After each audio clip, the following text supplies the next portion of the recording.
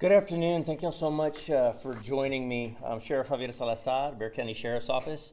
Y'all know that for some time I've been writing letters to the White House, begging for a solution, if you would, and asking for more action on the part of the White House. Being a law enforcement officer, I'm used to things moving at the speed of government, but nonetheless, I've been asking for it. Here this morning, I've been talking to the White House off and on for the past couple of years now with regard to this topic, border security. As you all know, it's near and dear to all of us, being that we're so close to the border, and we have our own share of border issues here locally. With that being said, this morning, representatives from the White House reached out to me, happy to say that they wanted me to weigh in on this bipartisan legislation that's being introduced and debated later on this week. While I would certainly agree that can it always be more perfect than what we have and what we're seeing? Absolutely. But with that being said, the changes that I've been, in fact, asking for, this bill comes pretty close to addressing all of the issues that I've brought up and I've addressed that are important to me.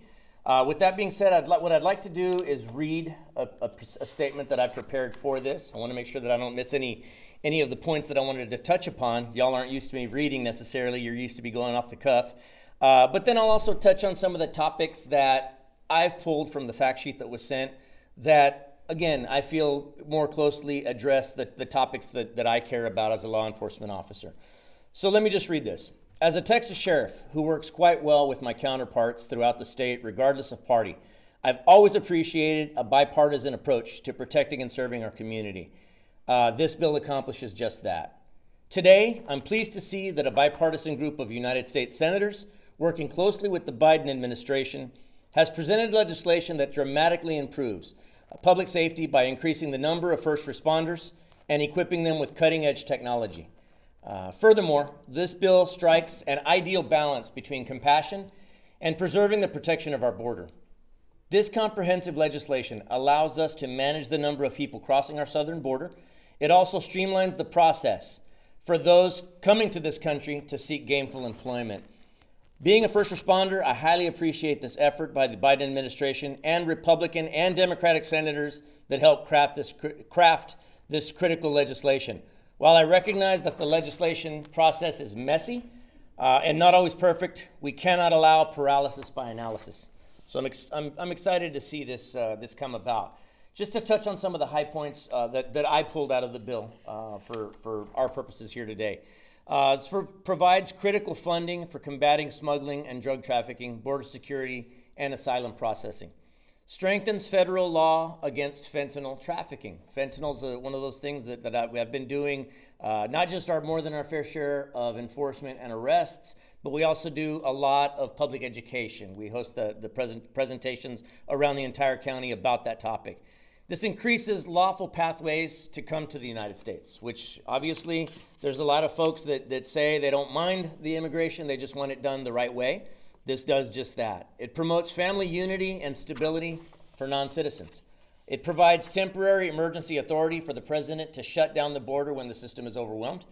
And it establishes an efficient and fair process for consideration of asylum and other protection claims by those arriving at our southwest border. Este día nosotros estamos dando nuestra información en soporte de la ley que va a ser presentada por el presidente de los Estados Unidos, Joe Biden, y senadores de los dos partidos políticos, que ellos van a hablar de esta ley esta semana. Pero esta mañana el White House me llamó a mí para pedirme mi opinión de esta ley. Yo ya se sabe que por varios años ha estado mandándoles cartas al presidente, a la White House también, a la administración, para pedir ayuda para mi condado. Esto es lo más importante para mí. Esta mañana me pidieron mi ayuda y yo viendo esta ley, viendo la información que viene, yo puedo soportar esto. Entonces quería tener esta conferencia de prensa para darles mi opinión sobre esto. Are there any questions on the proposed legislation, or my take on it, I should say? So you said you were invited to the White House. When are you going up there? Or No, not invited yet. Invited to give my opinion, to weigh in on it, and I support it. I know for a fact from the Bexar County Sheriff perspective of it is going to be different than, say, a senator from another state, a U.S. congressman from another state. They may have a different take on it. I can tell you the topics that I've been asking for in the various letters to the White House. This pretty much comes close this comes pretty close to covering those topics. So is it completely the most perfect plan I've ever heard of? Well, no. I know for a fact there's going to be some people that have opposition, probably on both sides of it. From my perspective, I do support it. So some of the editing to the asylum process, you're in favor of that? I'm sorry? Some of the editing to the asylum process? I think so. I've seen some things in here that streamline the process, some things that are in here with regard to allowing work visas in a quicker time period. Look, I've said it for some time. You can walk into any restaurant here, any place of business, and everybody's hiring because everybody's short on workers. Yet we've got these folks that are coming across that just can't wait to do some of the jobs that Americans just won't do. This comes pretty close to tying the loose ends on those two ropes that need to be tied up. We obviously need workers. You've got people willing to do the work.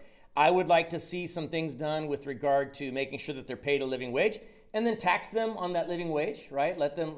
But I want to make sure that there's some things in place, maybe not as part of this legislation, but through part of different legislation that would force employers to pay them a fair wage and not take advantage of the fact that these people are here and may be easier to take advantage of for people that have bad intentions toward them. But yes, I do like the processes in place for streamlining and giving work visas. You just said, not the whole thing, but what you just said is very important to the folks that speak Spanish. Sí, la ley tiene partes que a mí me gustan, obviamente, de dar auxilio a la gente que viene al país, pero más importante para mí, para darles permisos a trabajar. Ya nosotros sabemos, simplemente con ir a cualquier tienda, a cualquier negocio, a cualquier restaurante, se nota que no tienen muchos trabajadores. Uno tiene que esperar mucho tiempo por su comida, por ejemplo, en restaurantes. Pero ya sabemos que por la frontera al sur tenemos mucha gente que vienen solamente para trabajar. Son gente que con orgullo hicieron ese trabajo, que americanos obviamente no quieren esos trabajos. Para mí esta ley tiene eso, tiene un proceso para darles el permiso a trabajar a esas personas. Eso nos puede resolver un problema importante para nosotros, y para mí me da gusto dar el apoyo a esta ley. ¿Qué sientes que faltó del documento? ¿Mande? Algo, porque dijiste que tenías casi todo lo que estabas pidiendo, pero algo más.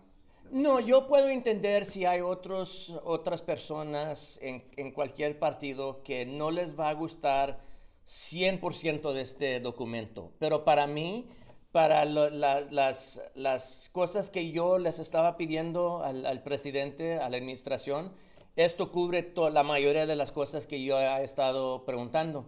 Pero ya puedo entender que esta ley no va a ser para 100% de la gente. Obviamente en este negocio, en la política, todo lo que hacemos no les va a gustar a 100% de la gente, pero ya con la mayoría pudiendo entender lo que cubre los asuntos que están cubiertos por esta ley, para mí me gusta, y por eso estoy apoyando al presidente en esto. What are your thoughts about Speaker Mike Johnson saying that this bill is going to be dead on arrival in the House? I mean, that's kind of a narrow-minded approach. I don't know that he had seen it in its entirety to make that determination up front. I think that right there just seems like somebody that's just itching to play politics and watch something fail. Look, I'm never a big fan of folks that pride themselves on the ability to stand in the way of the opposing party just for the sake of standing in the way of it. So in other words, I'm going to run on my ability to halt government processes just because I don't like the people from the other side of the aisle. I've said this many times, and I'm going to reiterate it again, that the rest of the world in politics could absolutely take a lesson from Texas sheriffs. To us, it's not a red and blue issue. It's about the gold in our badges, and the knowledge that if we don't stand together as Texas sheriffs, then that makes our state weaker. And so, again, to just be able to say that something's dead on arrival before you've even had a chance to look on it, or ask the other members of whatever government body what they think of it, I think it's a narrow-minded approach. Keeping on the subject of politics, I mean, you yourself, you're a Democrat. I'm sure there are border sheriffs that are on the Republican side of things. Do you know of any other sheriffs that have been asked to provide their feedback as well? I have been asked to wrangle some Texas sheriffs, and which I'm in the process of doing that. We've got actually a conference call or a Zoom that's going to be taking place later this afternoon, and I've been asked to invite some people along, and I have. Haven't gotten. I can understand a lot of my colleagues are probably pretty busy right now, and so I'm getting together some folks. We'll see how many are on the call. I will be on the call this afternoon, but no, as far as anybody being called this morning, I don't know of anybody else.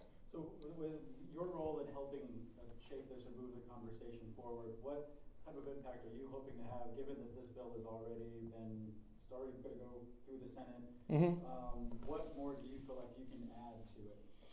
Well, I mean, I can say, like, if, for example, if any of the legislators that represent this area and want to know where I stand on it, in making their decision whether to agree or disagree, I'm telling them right now, emphatically, I support it. Like I said, is it 100% the most perfect piece of legislation I've ever seen? No, I don't. I've never seen a perfect piece of legislation. But I can tell you, as the sheriff of Bexar County, 1,200 square miles, 2 million residents, I'm sworn to protect and serve them on a daily basis. I think this comes pretty close to allowing me to do that. Sheriff, I have a couple of off-topic questions Sure. on the RAND Collective. Sure.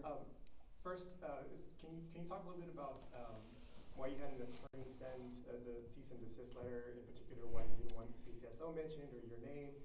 And second, do you think that the DA's office violated any attorney-client privileges with all of those text messages in that conversation? Well, being that I don't know who this collective is, I have no clue who they are.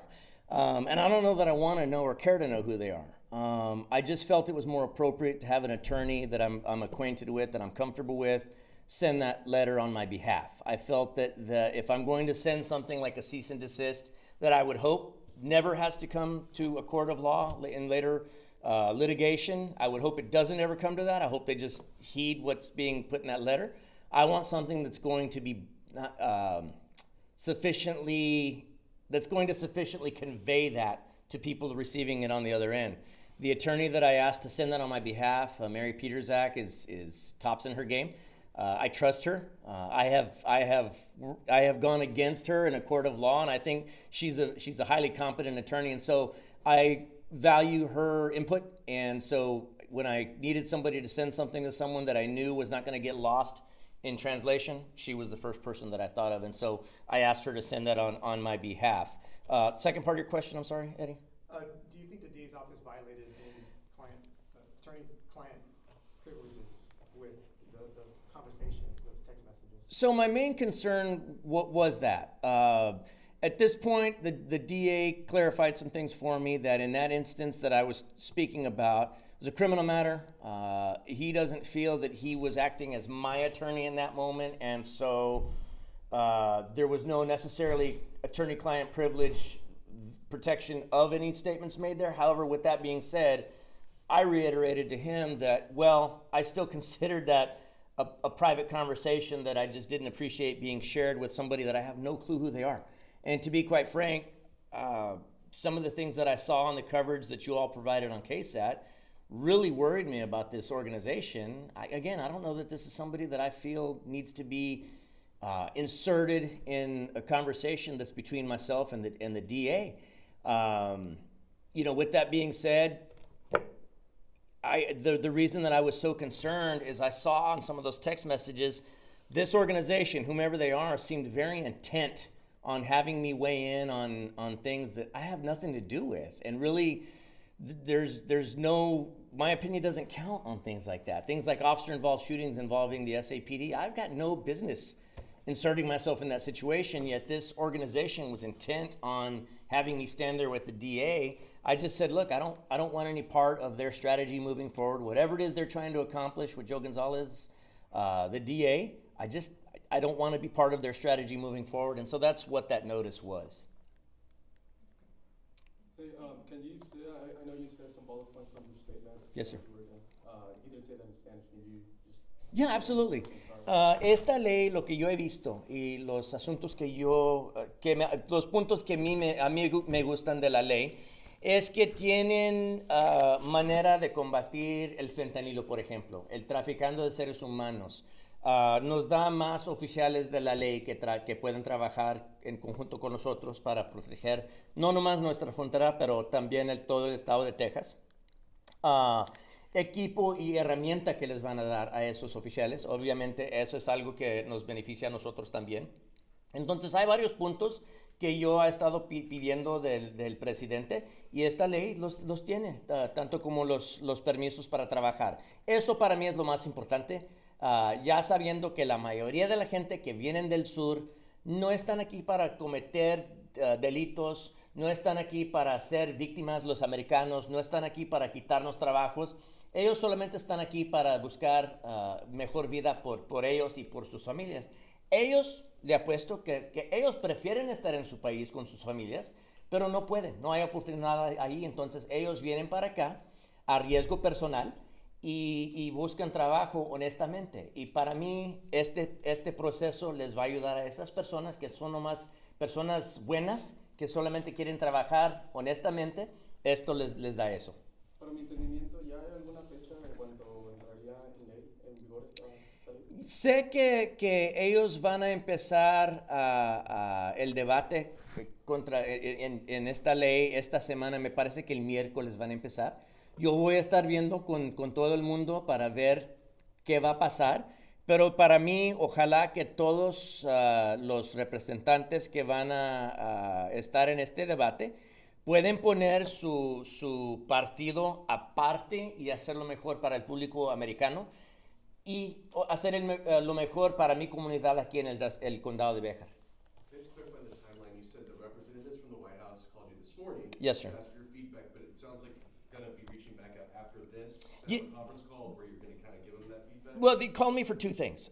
They called me this morning to talk about that they were going to send me the bullet points on it. They wanted me to weigh in on it. So I have been weighing in with them. They know where I stand on it. They also wanted me to set up with some other area sheriffs, Texas sheriffs, border sheriffs, and even some non-border sheriffs to get them on a conference call later this afternoon. Granted, as I mentioned, my colleagues are pretty busy, so it's going to be hit and miss. I'm not going to get 100% participation. Matter of fact, I've already had one that said he can't make it. But with that being said, I hope to have several Texas sheriffs on there that they haven't necessarily seen this yet to the extent that I have. So in other words, on this call, they may be given some information. I'm hoping that most of them will join me on it, though. ¿Sabes cuántos oficiales te puede dar esta nueva ley? Bueno, esto no va a ser para oficiales para mi agencia. Esto es para oficiales por las agencias federales.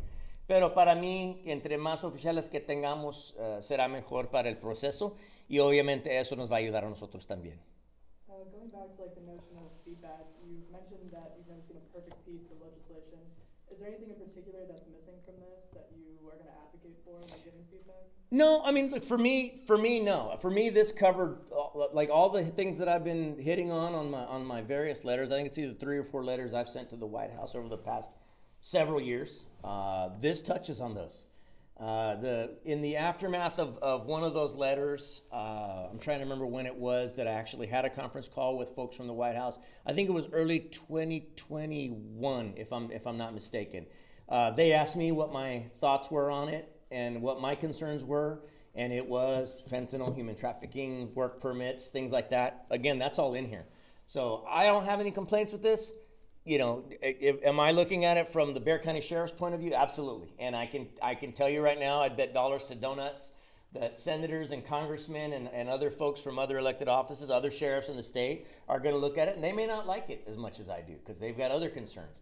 I fully understand that, and I expect it. You can't get two elected officials to agree on where to eat lunch or what time of the day it is, right? So with that being said, I understand there's going to be some people that aren't as supportive of it. I happen to be. And if you had to pick a favorite thing about it, what would it be? I like the work visas part of it.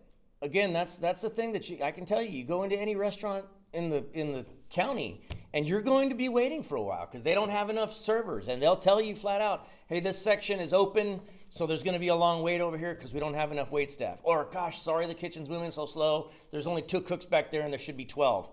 That is something we've all heard hundreds of times every time we go out to eat with the family. So it's clear that Americans don't want those jobs because they'd be there doing them if that were the case. So as far as anybody losing their job because of this, I just don't see it happening. But when you've got a need for workers, you've got these tens of thousands of people, hundreds of thousands of people coming across that would beg to do those jobs. They'd be honored to do those jobs. I think it's just a matter of getting the government together and off our butts collectively and tie those two loose ends together. And I think this is a good step to that process. ¿Nos puedes explicar un poco cómo esta nueva ley ayuda contra la lucha contra el fentanyl? Sí, pues para nosotros esto va a mejorar la ley por alguien que está que los pescamos con fentanilo. Para mí eso es otra herramienta muy importante. Nosotros hacemos el esfuerzo, ¿verdad?, de arrestar a los responsables por traer el fentanilo, pero también nosotros educamos al público. Yo mismo doy una clase de fentanilo para las familias, para cómo prevenir una tragedia con los jóvenes, y cada herramienta que esta ley nos da a nosotros para poder mejorar nuestra lucha contra el fentanilo es algo bueno para mí. Thank y'all so much. I appreciate it, guys. Y'all be safe. We'll send y'all the talking points on this if y'all want to see it. Okay? Thank you. Thank you.